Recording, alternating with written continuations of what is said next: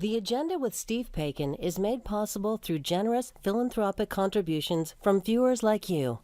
Thank you for supporting TVO's journalism.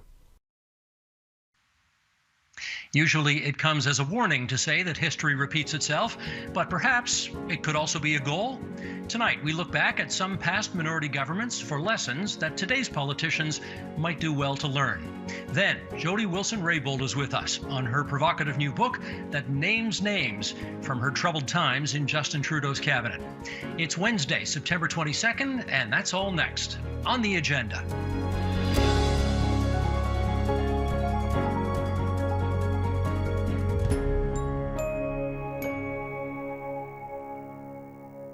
If the current federal political circumstances seem familiar, well, maybe it's because we have been here before. Of our last 7 elections, 5 have resulted in so-called hung parliaments. But history does suggest there are different paths forward that could make our apparent preference for minority parliament work, and work well. Here to share their wisdom on that, we welcome, in Kingston, Ontario, Hugh Siegel, who was Chief of Staff to both Prime Minister Brian Mulroney and Premier Bill Davis. He's now ensconced at Queen's University. In London, Ontario, Kate Graham, Professor of Political Science at Western University and a former Ontario Liberal leadership candidate. And in the nation's capital, Tonda McCharles, parliamentary reporter with the Toronto Star. And it's great to see you three again here on TVO. I want to go through a couple of graphics relatively quickly off the top here just to set the scene. For example, here's what Canadians decided in the Groundhog Day election we experienced the other day. Liberals at 158, Conservatives 119, the Bloc at 34, New Democrats 25, 2 Greens, and no People's Party. What does that mean going forward? Well, what it means is if you need 170 votes to get anything passed, the Liberals need to find a dance partner. That could mean 158 Liberals plus 25 New Democrats. That gets you to 183. That's enough. Or how about 158 Liberals and 34 Blocistes? That gets you to 192. That's enough. Or there's some things maybe the Liberals and the Conservatives will unite on, and that's 277 votes. And that would be enough. This is where we get Hugh Siegel into our discussion here by saying, I want to take you back to 1977, where we had almost the same circumstances as we had today. We had a premier who thought he was popular enough to call a snap election and get himself a majority government, and he found out, surprise, surprise, the public was not ready for that. They gave him a few more seats, but another minority. That was Bill Davis. You were there, Hugh Siegel. How do you begin to consider options after a second consecutive minority government performance? Well, the first thing you do is you interpret the direction from the voters as clear and precise, which is get back to work and stop the partisan creaming. And if you have a mirror on your desk, put it in a drawer and get busy with working with the other political parties. And that's what Mr. Davis said he would do on election night, in fact, in 77. And that's what he instructed cabinet and caucus to do, and those of us who are on his staff. So, for example, that resulted in a mechanical arrangement between the 3 parties called the Joint Legislative Planning Group, unheard of in the history of Ontario, where our legislative people and their legislative people met on a weekly basis to look at the coming week.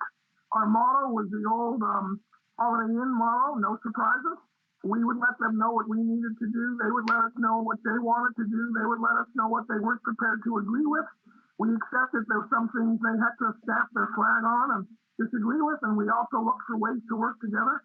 And that continued for the entire 4 years, where Mr. Davis took that minority and made it into a de facto 4-year majority government, number one.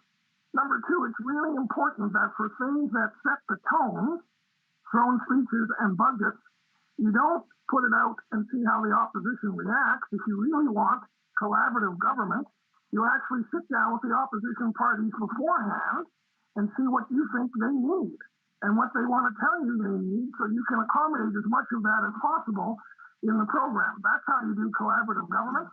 That's what the voters of Ontario wanted. That's what they got for 4 years, and that is why Mr. Davis, at the end of that 4-year period, was able to win a majority, because he had done what the voters had asked him to do during that 4-year period. And let me do a quick follow-up. Do you think that which you just described was unique to that time and those people, or does it have application for today? Some of it related to the relationship of respect that existed between existing party leaders, which have been built up over time.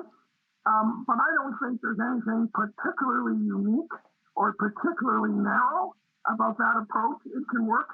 And to be fair to the present Prime Minister, and Tonda will know this and Kate will no doubt agree, no government has accepted more amendments from the opposition in majority and in minority and from the Senate, substantive amendments to legislation, than the present Trudeau administration. So there is some of that collaborative DNA there, and I think the opportunity now is to make it real.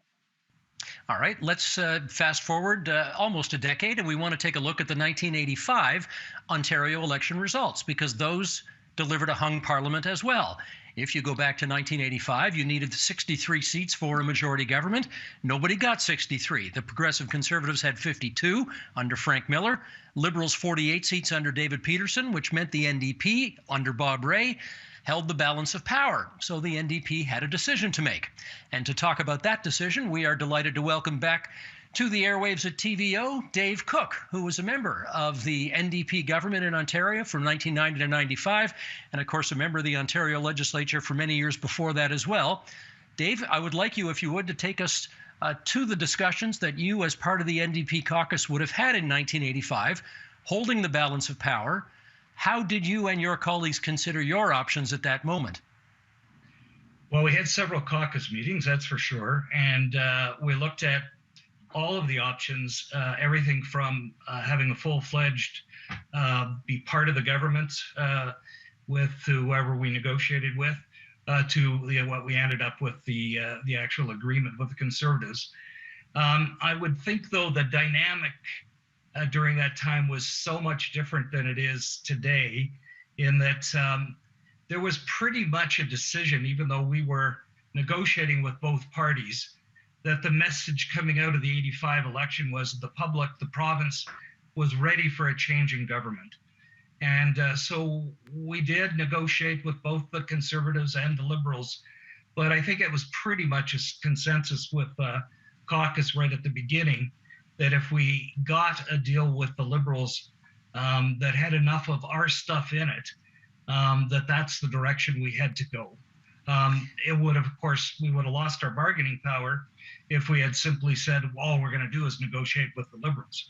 So we had to go and talk to both parties. I think the other thing that was important back then was we had really good staff too, like in the leader's office, who got along with staff in the other leaders' offices.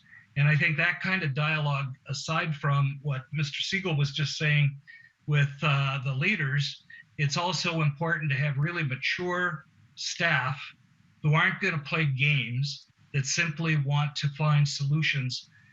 Because I don't know what your guest has said before me, but I think the message coming out of the election on Monday is, you guys better go at least 3 and potentially 4 years. We don't want to see you again. That was definitely a message that came out of Monday night. I think that's fair to say. Tell me this, though, Dave. I'll do a quick follow-up with you here. Minority parliaments often just go bill by bill, and they decide sort of as they go along what kind of program they want to pass. 1985 was very different. I mean, the staff you just talked about and the leaders, they sat down, they worked out a program, an accord of items. They were all listed what the items were. There were several dozen of them. Both leaders separately, but they both signed the agreement and agreed to have Parliament last at least 2 years to get all this stuff done. That was unique. Where did the notion of doing it that way come from? I think that was Bob's idea. Bob Rae? Bob Rae's idea, because we did have the question of whether we should go to a full coalition. And there was a lot of people that just wouldn't go that direction. And quite frankly, in many of our caucus meetings, we had senior party people and Labor involved in our caucus meetings to help us to see where they thought we should go. And there was no appetite for a coalition, except for a few of us. So the idea came that we had to have a formal agreement. We couldn't go bill by bill, because that way there would be no guarantee that we would have 2 years of stability and 2 years of getting a lot of our agenda as part of government policy. Okay.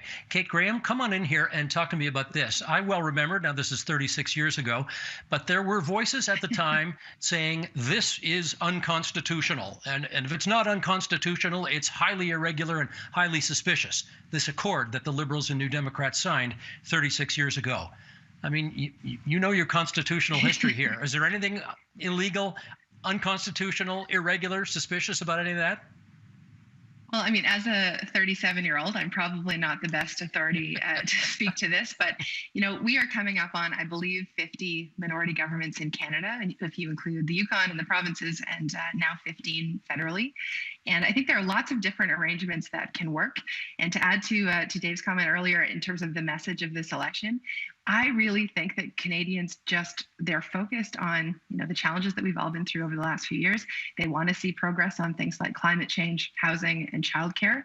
And so regardless of what that arrangement looks like, I knocked on a lot of doors. I didn't hear anybody talking about this. What I did hear them talking about is wanting to see things like a universal, accessible, affordable childcare system in Canada. So regardless of what the coalition looks like, whether it's build a bill or something that's built to be a bit more enduring, I think what Canadians are looking for in the next few weeks is a return to what we saw a bit of at the beginning of the pandemic, where there was a real rise above of the partisanship and a focus on the things that we know matter most to people right now. No, fair enough. But, you know, we're all a bunch of political nerds here, so we're going to get a little deep in the weeds, which is not a terrible thing. But I guess I'm curious, you deal with university students, smart, young, up-and-coming people every day of your professional life. Do they have an understanding, in your view, about what's sort of permitted and what's not when we have these hung parliaments and how it all works? I mean, I do teach political science classes. We talk a lot about the mechanics of how this can work. But I'm teaching a course right now, actually, incidentally, where we had students volunteering on campaigns in several ridings of 4 different political parties. And again, the thing that they're interested in is they observed firsthand how divisive our partisanship can be. We saw some really unfortunate moments during this campaign. I'm from London. I was at the event where, you know, gravel was literally thrown at the Prime Minister.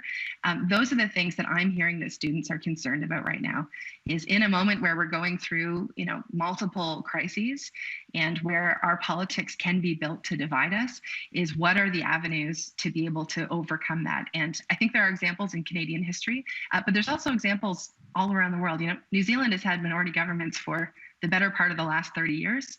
They've taken different paths, but I think we need to look at what are the big things we need to accomplish right now and what are the best ways to do that. And that's what I'm hearing that students are interested in right now. Gotcha. All right. To that end, we'll pass the microphone to Tonda McCharles, because you know the players today. Do you have any sense about whether the Liberals and their potential dance partners, as we outlined on that chart earlier, are yet having discussions about how this next minority parliament could work? Not yet. They definitely are not yet having those discussions because, first of all, the mail-in ballots haven't been counted.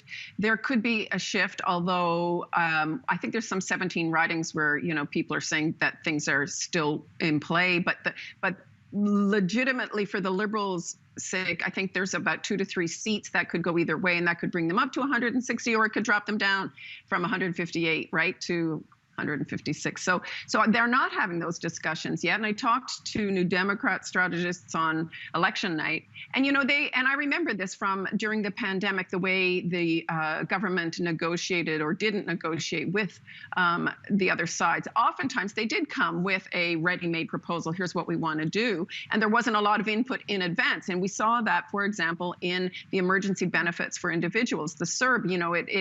It was the pressure of not just the NDP and the Conservatives, but also Liberal caucus members that eventually raised that up from 10% to 75% for people. So look, the NDP say those kinds of discussions, they don't expect to get underway until they get closer, the government gets closer to forming its cabinet and developing a throne speech, which suggested to me that they didn't expect to have a formal arrangement wherein they might have cabinet seats, right? And the Liberals, to be honest, I think they're still doing a very deep dive on the results and trying to figure out, what exactly happened in different ridings. But there's no question, if we look at the overall picture, that 60% of Canadians, if you combine all the progressive votes, the Liberal, the NDP, the Greens, voted for a program that the Liberals put forward, largely more aggressive action on climate change, the $10 a day daycare. And I think where they might find support from the Conservatives, but the Conservatives are in no mood to start cooperating with the Liberals right now because O'Toole's trying to save his leadership. But where they could find some common ground on that would be like on the affordability pocketbook issues, the housing measures and some of that stuff. Look, all parties said they would, I think the phrase was build, preserve, or repair 1 million houses or 1 million plus. So there are going to be areas of common ground. I think for the Prime Minister, what argues for moving quickly and getting big things done is because whether or not he stays around or wants to stay around past a minority mandate into another either bid for a majority or what comes beyond, he's going to want to get things done, big things done, either for himself and his next arguments, his next prosecution of another election, or for whoever comes behind him. What mitigates against all that, I believe, is that I don't think that many of the other parties are in the mood to help him, although they do have to recognize they spent 5 weeks knocking on doors and hearing those messages. So they know that Canadians want them to get along. I think the push me, pull you thing for Erin O'Toole is he's under tremendous pressure right now and challenge. And so, I honestly, we're going to see a lot happen in the next 6 to 8 weeks, and that will set the tone for the next Parliament. The election night speeches, frankly, I didn't find them all that conciliatory or, cooperative. I mean, frankly, a lot of them hit all their election campaign talking points. So, all right. In which case, that takes me to Hugh Segal again to say, Tonda has just told us that the phone calls have not yet started between the parties dealing with the new reality that they face. Drawing on your own experience, how's that going to work? Who picks up the phone first? Who do they call? How does it work? Well, I think it's the Prime Minister who has to take the first step. And quite aside from the telephone calls and all of that, there are things the Prime Minister could do and signal now which would not offend his base, but would respond to a strong public and parliamentary desire. For example, the other parties offered during the days of the pandemic for there to be a joint parliamentary oversight group looking at all the pandemic issues so they could be approached as appropriately in a nonpartisan way. I'm not suggesting the government was excessively partisan, but if the Prime Minister were now to propose, and there's always a meeting of the last cabinet, of which there'll be some members showing up for the last time, before the new cabinet, they could approve that proposal where all the parties would work together and establish a 10-person committee of all the political parties looking at the pandemic and the future dynamics together. That would be a very, very positive signal to the other parties and to the country that he's serious about working together. And if, as Tonda perhaps worries, one of the other parties may say we don't want to help, that will reflect badly on them. But I don't think that would be the response. And Dave Cook, do you sense any appetite in the current cast of characters for something as intriguing as the Accord that you guys passed in 1985? Or does this look more like a kind of a bill-by-bill minority parliament? Well, I'm hoping that the NDP caucus, because they would be the natural party to have some kind of an agreement with, I'm hoping that they won't take that off the table, that they'll actually talk about it in caucus. I think there's much overlap with the two platforms. The other thing, I think I totally agree with Hugh. It would be a terrific message if right away they'd get off the table and start working together, whether it's a committee or the leaders, but doing something the pandemic. Because while I agree there are other priorities for this Parliament, right now a lot of people, most people in this country, just want to see the pandemic dealt with and getting behind us. So I think that's really important. The other thing is I read in the paper today some of Mr. Singh's musings about what he wants to see done. And I would just very much caution leaders to start putting out on the table now what their demands are, because I think it needs to be looked at together. The caucus needs to come in and talk about it and see how they can work together. But start putting out more demands is just not going to work. Well, that's it. I mean, Kate, Hugh Segal started this by saying you need to have a premier or a prime minister who is prepared to kind of share power more than has traditionally been the case. Do you see in the current Liberal administration a willingness to kind of open up more, share power more in order to make sure the minority parliament works? So I'm feeling very hopeful right now. I mean, again, we started this discussion by talking about Canadian history, and there are lots of examples where major policy innovations have come from minority governments and have come from moments where we do see leaders extending the hand and saying we want to work together. I heard from Justin Trudeau on this campaign repeatedly about the issues that I do believe are central to this moment. And I already mentioned climate change, childcare, housing, finishing the fight against COVID-19. I hope that all of the leaders across parties take the message away from this race that Canadians want to see dramatic action. We talk so much about build back better and a new normal, and we have this, I think, unusual moment right now to be able to make some major gains on things that, like childcare that we've been talking about for decades. It is long past time. It is time to get that done, and that's what I hope we see the focus on right now. I was just going to say that's no longer really even a fight, right? Like the deals are signed with 7 provinces, 1 territory. Alberta has signaled to the government they are interested in at least talking about how that might look. Ontario as well. So the childcare piece, I think, as a result of the vote, is going to move forward, right? It's on autopilot now. It is going to happen. Whether or not Ontario or Alberta are ready to leave billions on the table and not do childcare, I doubt that. But in terms of, getting things done, I got to say, guys, I feel you all sound so optimistic, but having come off not just that campaign and the last parliament and looking ahead at the challenges facing both the leaders and getting out of the pandemic, I actually see I have a bit of a less optimistic view, a pessimistic view. They'll surprise me if they actually pull this off and work together. Well, let me follow up with you on that, Tonda. Presumably, much of this is helped if the Prime Minister and his most likely dance partner, in this case, I guess, NDP leader Jagmeet Singh, have a decent personal relationship. Do we know if they do? They don't. Look, Jagmeet Singh just spent 5 weeks prosecuting the case that Justin Trudeau, you couldn't trust him as far as you can throw him. They don't have a good relationship. Since last spring, Jagmeet Singh has been saying that the Liberals never do what they say they're going to do. They haven't had that kind of relationship even through pandemic. I mean, they might sort of respect each other's political skills, and I think they do.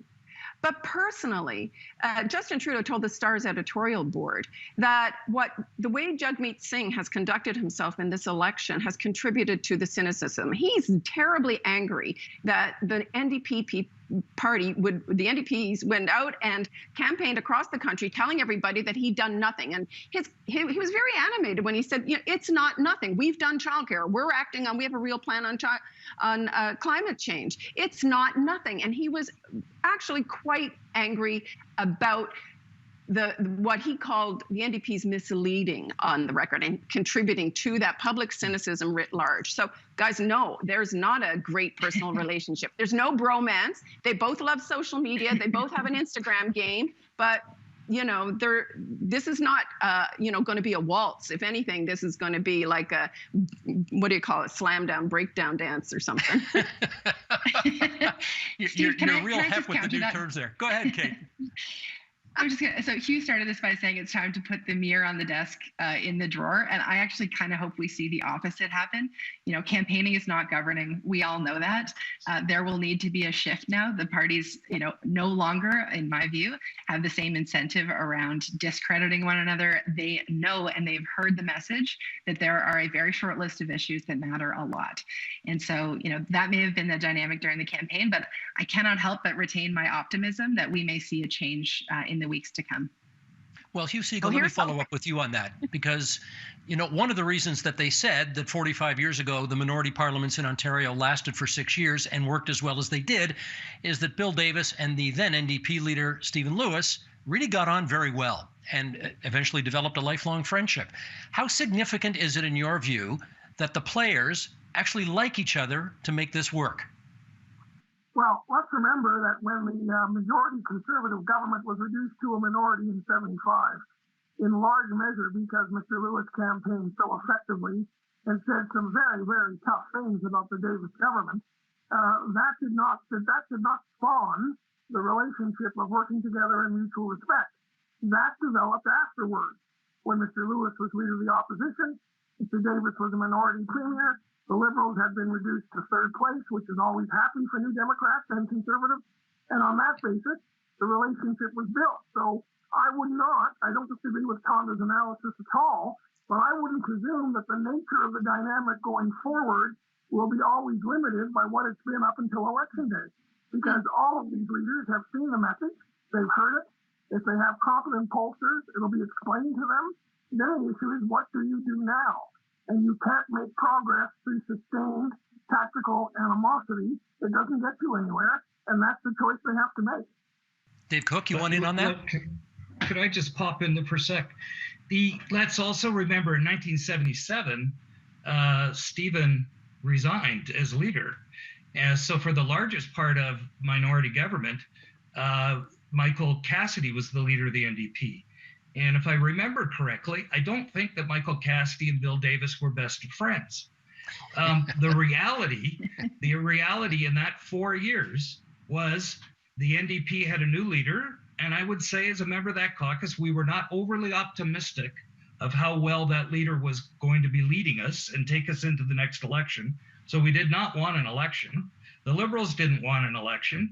So the dynamic really was, we got to do everything we can to work as well as we can with the government and avoid an election. So it was quite a different dynamic than, say, when Stephen and Mr. Davis were there together.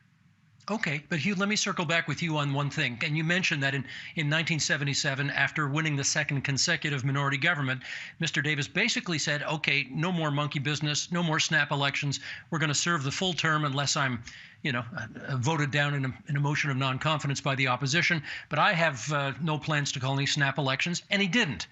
My question for you is, should Justin Trudeau make the same commitment to Canadians that Mr. Davis made 46 years ago?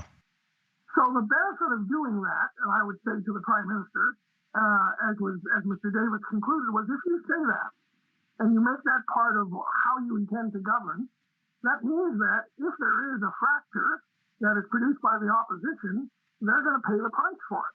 So you create a negative incentive for the opposition to stir things up in a way that produces a destroyed parliament. And you therefore absolve yourself in a way that's constructive. So I think when you take the high ground that way and you're frank with voters, but what your intention is, that is in and of itself a stabilizing effect. Kate, I don't know that the Prime Minister calls you for advice, but if he does, sorry, Tonda, go ahead. You wanted to add? Stephen Harper brought in a law that said fixed elections. That was his intention. You can stay your intention, but and then he proceeded to call an early election. So it's not worth the paper it's written on. Sometimes, yes. But having said that, Kate Graham, do you think Justin Trudeau should make a commitment to Canadians? No more snap elections. We're going to serve the full 4-year term. I'm really worried about, and some of this tone was a bit much for me in this campaign about criticizing the fact that we're having an election, because the underlying assumption is that elections are things to be avoided, that we should just allow power to continue on without checking in with the public.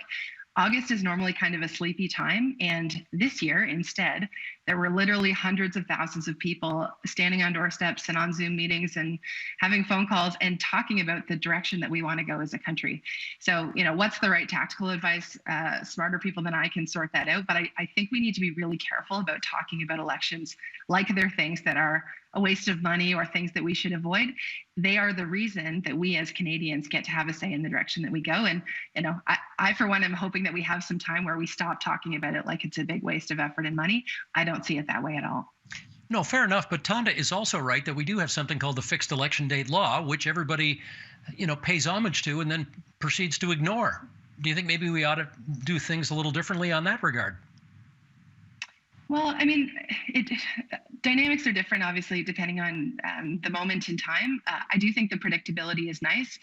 One of the things that was problematic in this election, and again, speaking from a campus perspective, is, we didn't have the time to have voting stations on university campuses, for example. Lots of people had some difficulty in voting. So a fixed time allows us, I think, to plan for elections and make sure that everybody has the easiest opportunity to vote. So there are some benefits there. But again, I know that there are moments in time where an election makes sense. And I do think that as Canadians, we should value more the opportunity for us to have a say in those moments in time.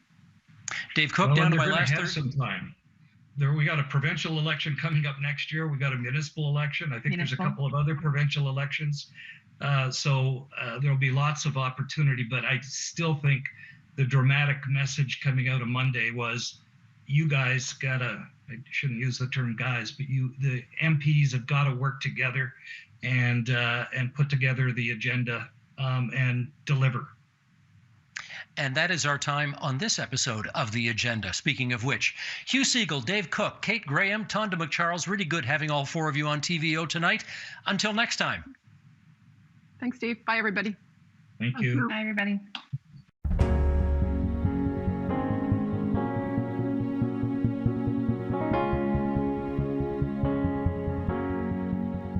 Being in power versus standing up to the powerful. Those demands may seem at cross purposes until you read the latest book written by former Justice Minister Jody Wilson-Raybould. Once a star cabinet minister for Prime Minister Trudeau, she is now one of the most vocal critics of his leadership and government. Her new book lays out why. It's called Indian in the Cabinet, Speaking Truth to Power.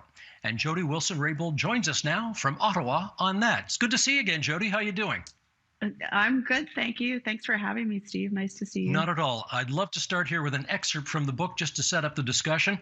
You write, I had never belonged to a political party and did not really understand the world inside the Ottawa bubble and the realities of the politics of Parliament and how it truly operates.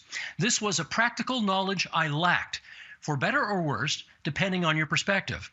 It would be a problem for the future, as I had high expectations for people and for the institutions they were responsible to uphold. It was never a game to me, as it turns out it is for many. Let's just start there.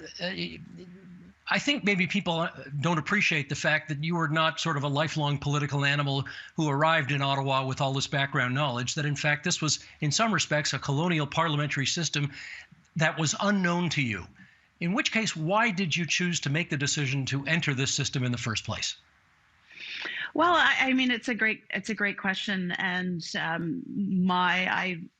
for the better part of my life, I have been an Indigenous leader, elected leader. I moved from being the regional chief of the Assembly of First Nations for British Columbia and decided to enter federal politics for many reasons, but probably primary among them was the need to create the space for Indigenous peoples in this country, Indigenous nations, to rebuild within a stronger Canada.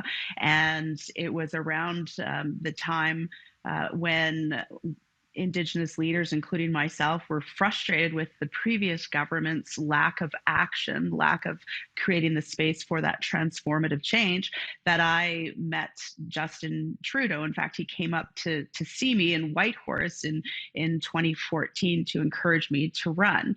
And, you know, I come from an Indigenous community. I have a very different worldview. As you stated, I mean, Indigenous politics does not have political parties. That's not to say that we do not have divergent opinions among Indigenous peoples, but we work through a process of consensus building to achieve goals, and particularly to improve quality of life for our people. So transitioning from the Indigenous world of politics to federal mainstream politics was an eye-opener for me. And for better or for worse, I think it is for better in terms of my worldview that looks to embrace different perspectives on issues and welcome different views on issues to create a space that we can come up with solutions that are more long-term, that have more sustainability in terms of addressing major issues of our time. That was not necessarily my experience when I jumped into federal politics, where there is a very entrenched culture of partisanship and allegiance. Sometimes I describe as blind loyalty to a political party. Now, I understand, but before you saw that aspect of politics, which obviously you didn't like at all, you must have seen something in Justin Trudeau and or the Liberal Party that you found appealing enough because he courted you to run and you said yes. What was that? Yeah, I mean, absolutely. I mean, I reflect back and I talk about this in the book. I, at the time in 2014, up to including in the very early years of the government, 2015 and on, there was great hope and great optimism. The words that were used a lot were about doing politics differently, being open and transparent. I had a number of conversations with Justin Trudeau back then about our vision for the country, about tackling major issues like climate change, creating that space for transformative change in terms of the relationship between governments and Indigenous peoples. So we were aligned on a lot of issues, including around conversations in terms of values, the values of equality and inclusion, and working towards achieving justice for all individuals. These are values that I was raised on and still hold very close to this day. So there was alignment, and the Justin Trudeau and the Liberal Party, mostly Justin Trudeau, who presented himself to me, was somebody that I believed in, and I believed in the vision that we were working collectively towards in those early years. Well, if you want to see some proof of how much you believed him in, and I know you get tired of looking at this picture, but it's in your book. Okay, here's the cabinet swearing in. I mean, that was a lovely moment of Canada swearing in its first ever Indigenous Justice Minister. What were you thinking at that moment? Well, I mean, aside from my knees knocking together and being nervous, recognizing that the eyes of many of the eyes of the country were on me, at that moment I felt tremendous pride. I was overcome with emotion in terms of what that moment meant, of course, to me and my family, and more broadly than that, but in particular, what it meant to Indigenous peoples. Being sworn in as the first Minister of Justice and Attorney General of Canada that is Indigenous meant something. It meant something for the country in terms of how far we have come. So I had great hope and optimism, and a lot has transpired since that picture was taken to you and I talking. But I want to say I still have hope and I still have optimism, but it's that in between space in terms of the years and my experience within government and my experience with speaking up and speaking the truth that I sought to relay in this book in terms of lessons that I've learned, lessons around how government operates and how we can work more diligently towards improving our system of government and good governance and moving away from partisanship. So I hope that through the writing of this book and telling of my story that others can learn from that and we can continue to improve as a country. Did you ever imagine that a few years after that quite lovely picture, you would say to that man, "I wish I'd never met you"? That's what you say in the book. I never thought that. I mean, I do talk about some warning signs in terms of some of the interactions and experiences that I had early on, but I was overcome with a desire to do what we promised to do, to change the culture of politics, to be a government by cabinet.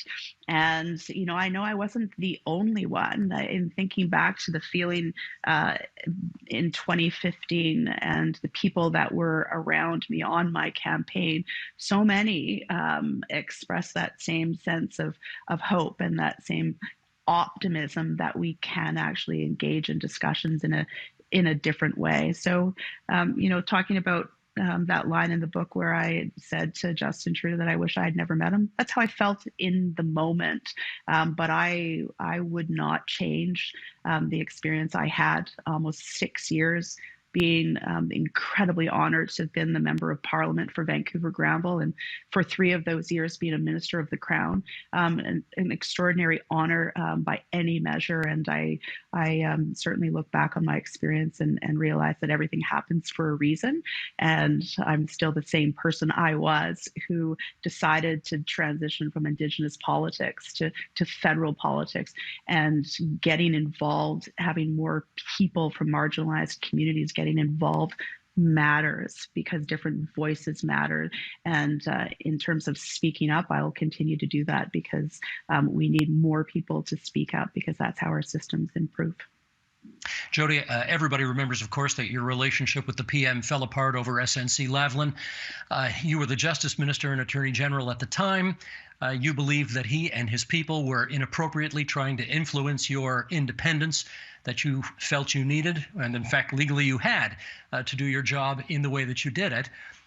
We don't need to relitigate the whole SNC Lavalin thing here, to be sure, but for those who don't understand the significance of what your concerns were, what exactly is the problem with a Prime Minister, a Montreal MP to boot, trying to use his good offices to try to make sure that a company that hires 9,000 people in the province of Quebec gets every break? Well, I mean, I was the Minister of Justice and the Attorney General of Canada, and those are 2 very distinct roles. As the Attorney General, I am responsible, or the Attorney General is responsible, for overseeing prosecutions in this country. And I understood my job very clearly. And while jobs are important and ensuring people have well-paying jobs is something that we all want to aspire to, there are basic fundamental tenets in our democracy, including having the independence of the judicial system, independence of the prosecution, and as the Attorney General, overseeing that and ensuring that there is no political interference in how one prosecutes particular cases, underscores that, and ensuring that the rule of law is upheld. As if we were to diminish that, our country suffers. So it's incumbent upon any Attorney General to ensure that there is no political interference in the justice system, in the prosecution of any case.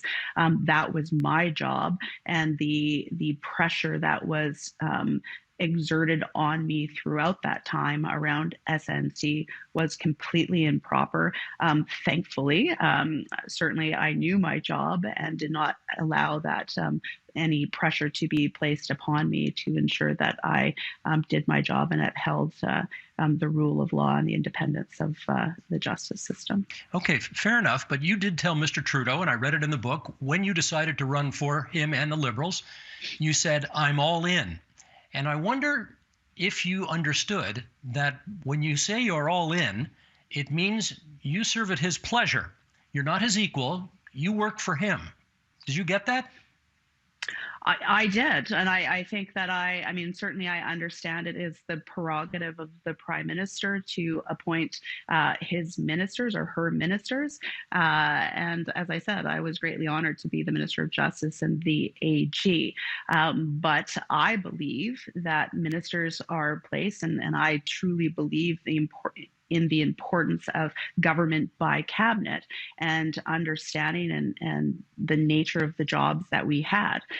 As minister, but as the Attorney General, I understood my job, and I believe that it is important for ministers, for people to speak up when they see things that are wrong, when they see things that are sending the government down a dangerous path. It was my job to protect the government and to protect the Prime Minister from wrongdoing in terms of interfering with a prosecution. I would expect that any leader would look to their Attorney General to do exactly the same thing. And certainly in terms of being a team, I want to be on teams where people hold true to their values and principles, have integrity, and speak up when something is wrong. And I will never ascribe to a politics where there is an assumption that being on a team or doing your job is doing what you're told by unelected people.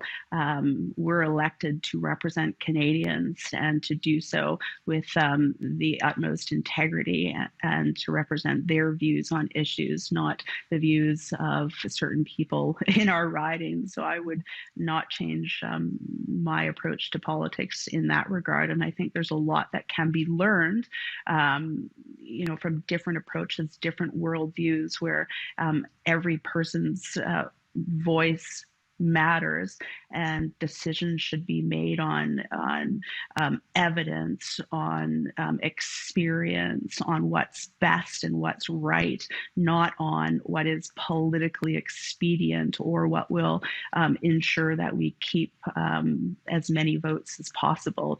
I think that and I've heard what Canadians want and see as being positive leadership characteristics and values in politicians. At one point, you quote the PM saying to you, "You, Jody, are challenging and infuriatingly headstrong, but that is why we love you." What did you infer from that when he said that? Well, I think, in retrospect and thinking about that, I think I took it as being good qualities for a minister, and particularly as the Attorney General, in advocating for the issues, whether it be improvements to the justice system, reconciliation with Indigenous peoples, as being good characteristics in terms of advocating for the issues and the solutions that I was sent to Ottawa in the first place to achieve. Beneath that, and that is why we love you comment, I know that there's underlying elements of misogyny and discrimination, and I'm very aware of the impact and the reality of different people's impressions of me. But I said that I signed off my memos to the Prime Minister with that infuriatingly headstrong but devoted mojag, and I was and continue to be devoted to advancing issues. I was when I was a member of cabinet, and I pushed really hard on the issues and the solutions, particularly around Indigenous issues that I know have been around for a long time. I believe in the importance of keeping our promises. And what frustrated me and what made me push harder was when I saw us diverging away from not following through with what we said we were going to do. And I would do the exact same thing again. And obviously some people felt that I was pushing too hard. And, that's for them to think about. But in terms of achieving what was promised, I would continue, and I would have done the same thing over again 100 times out of 100. I don't doubt that. We should just explain Mojag, your nickname, Minister of Justice and Attorney General. That's what that stands for. Now, I want to be careful how I ask this next question, because I want you to know, you and I know each other a little bit, and we've done events together in the past, and I think you understand how much I respect you. But I'm also going to ask this question for two reasons. Number one, because I hear it from people, and I want you to be able to speak to the allegation that I'm hearing from others out there about you. And well, let me just, instead of so much setup, let me just ask it here. Would you allow for the possibility that Prime Minister Trudeau actually gave you a lot more latitude to be, and I use this word advisedly, insubordinate with him, perhaps more leeway to be that way than he might have given other cabinet ministers because of your Indigenous background, and because he understood that if he had a public confrontation with you, it wasn't the same as having a public confrontation with anybody else? I think that, in fairness, is a question to ask the prime minister. I mean, I will be always grateful that he placed me in the position that he did and enabled me to achieve a significant amount of good work and pass laws, working with a team, as we did over many years. And I believed that he brought me in for many reasons, of course, but because I hold a different worldview, because I am a proud Indigenous person and have different ways of looking at issues and the world, recognizing our interconnectivity and our collective well-being is dependent upon our individual parts. One of the things that was extremely concerning that led, I believe, to the breakdown of relationships is that I believed coming into cabinet with different worldview and different perspective was important, not simply because one could say that I have an Indigenous person in the cabinet, but that my views, my experience, my expertise on issues would be listened to. And that simply did not turn out to be the case. And that is so unfortunate. It's unfortunate that we don't embrace different worldviews. That was my experience in this cabinet, to the place where I had a cabinet minister come up to me very early on and say, "You're the first Indigenous person I've ever met in my life," to being marginalized in terms of my contributions around what we should be doing or the approaches we should take to Indigenous issues, or that we simply know better than you. I mean, I experienced marginalization based on racialized and gendered terms. I mean, this is something that I'm very okay with speaking out about, because I know that many individuals in their workplace experience this. It simply didn't have to be that way. How much rope or the prime minister gave me or enabled me to speak out, or that he didn't want to call me on things, I mean, that's, again, a question for him to decide. But I mean, the real value, and this applies across the board, in bringing people with divergent lived experiences into a political party or into cabinet, is if we actually embrace those experiences and recognize that a diversity of perspectives in terms of coming up with solutions to the major issues facing our time, and that all of those views are important, not just symbolically, but in terms of contributing towards substance matter. That's not my experience within Justin Trudeau's government, and it simply did not have to be that way. No, fair enough, but I'm sure you've also heard the criticism, which admittedly sounds a bit patronizing, but the criticism is, does she not get this is a team sport? He's the leader of the team. We all basically take our marching orders from him, and it's not. I mean, Parliament isn't beanbag, right? It's brass knuckles, it's elbows up, and has been for 150 years. And if she thought that she was going to somehow transform it, may have been a little naive on her part. You've heard that before, I presume, yes? Yeah, and I write about people's perception in terms of my being naive, and if being naive is feeling and knowing the importance of speaking up against entrenched institutions, or the culture of partisanship, blind loyalty, acting with integrity based on values and principles that you were raised with. If speaking up and doing that and expecting others to do the same is naive, then I'm okay with that title of I mean, coming into Parliament and knowing that political parties are there, they have important roles, that partisanship obviously is there, that people want to get into power and maintain power. I understand that, but not at all costs. I believe that we need to be very open have our eyes wide open about the nature of our governing institutions, the challenges that our democracy is facing by the further entrenchment of political parties and blind loyalty. I do not believe that being part of a team means that you lose your voice or that you lose your independence. Being a member of a team, speaking one's mind, being thoughtful, representing your constituents, contributing to the dialogue and discussion, even if it's different from the prime ministers or unelected people in the prime minister's office, is why we are elected and sent to parliament. We need to, in my view, and the election yesterday is a reflection of this. I mean, we have a minority government situation again. And I think that's a message from Canadians, another message that we need to work together, not divide, but work across party lines to actually address the major issues facing our time.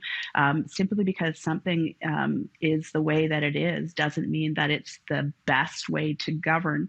150 plus years, and it's changed over time, doesn't mean that our institutions do not need to be revitalized. They do. I wrote a book about my experience in terms of how good ideas, no matter where they come from, are quelled by the reality of the need to achieve power. That's wrong. Political expediency and making decisions based on that does not help our democracy. It does not address the issues that we face, whether it be climate change or doing the right thing for Indigenous peoples in this country. We need to examine that. And anybody that says this is the way it is and this is the way it will always be, I reject that outright. Oh, I know. It's a really good read. Indian in the Cabinet, Speaking Truth to Power. Jody Wilson-Raybould has been our guest. I hope you sell 1 million copies. It was really an enjoyable read, and good luck with whatever comes next. Thank you so much, Steve. I really appreciate always talking to you.